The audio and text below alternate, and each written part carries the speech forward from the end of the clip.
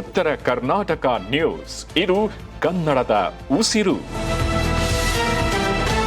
ಜಿಲ್ಲಾ ಪಂಚಾಯತ್ ಸಿಇಒ ಆದೇಶಕ್ಕೂ ಕೂಡ don't care. 40 ದಿನಗಳ ಹಿಂದೆ ಬೀದರ್ ಜಿಲ್ಲಾ ಪಂಚಾಯತ್ ಸಿಇಒ ಅವರಿಂದ ಆದೇಶ ಬಂದರೂ ಇಲ್ಲ ಕ್ರಮ. ಅನಗತ್ಯ ವಿದ್ಯುತ್ ವ್ಯರ್ಥಕ್ಕೆ ಕಡಿವಾಣ ಹಾಕಲು ಆದೇಶ ಮಾಡಿದ್ರೂ ಕೂಡ ಕ್ರಮ ಕೈಗೊಳ್ಳದ ಪಿಡಿಒಗಳು. ಬೀದರ್ ಜಿಲ್ಲೆಯ ಗ್ರಾಮೀಣ ಪ್ರದೇಶದಲ್ಲಿ ಹಗಲಲ್ಲೂ ಉರಿಯುತ್ತಿವೆ ಬೀದಿ ದೀಪಗಳು. ಪಿಡಿಒಗಳ ನಿರ್ಲಕ್ಷ್ಯದಿಂದ ಹೆಚ್ಚುತ್ತಿದೆ ವಿದ್ಯುತ್ ವೆಚ್ಚ. ಸರ್ಕಾರದ ಹಣ ಪೋಲಾಗ್ತಿದ್ರೂ ಕೂಡ ಅಧಿಕಾರಿಗಳು ಮೌನವನ್ನು ವಹಿಸುತ್ತಿದ್ದಾರೆ. ಹಾಗಾದ್ರೆ ಜಿಲ್ಲಾ ಪಂಚಾಯತ್ ಸಿಇಒ ಆದೇಶಕ್ಕೆ ಬೆಲೆನೇ ಇಲ್ವಾ? ಬೀದರ್ ತಾಲೂಕಿನ ಮಲ್ಕಾಪುರ್ ಗ್ರಾಮ ಪಂಚಾಯತ್ ವ್ಯಾಪ್ತಿಯಲ್ಲಿ ಈ ದಿವ್ಯ ನಿರ್ಲಕ್ಷ್ಯ ತೋರಲಾಗ್ತಿದೆ. ಬೀದರ್ ತಾಲೂಕಿನ ಹಲವು ಗ್ರಾಮಗಳಲ್ಲಿ ಇದೇ ಅವ್ಯವಸ್ಥೆ ಉಂಟಾಗಿದೆ. ಇನ್ನು ಸಾರ್ವಜನಿಕರ ತೆರಿಗೆ ಹಣ ವ್ಯರ್ಥವಾಗ್ತಿದ್ರೂ ಕೂಡ ಪಿಡಿಒಗಳು ಸುಮ್ಮನೆ ಕೂತಿರುವುದೇಕೆ?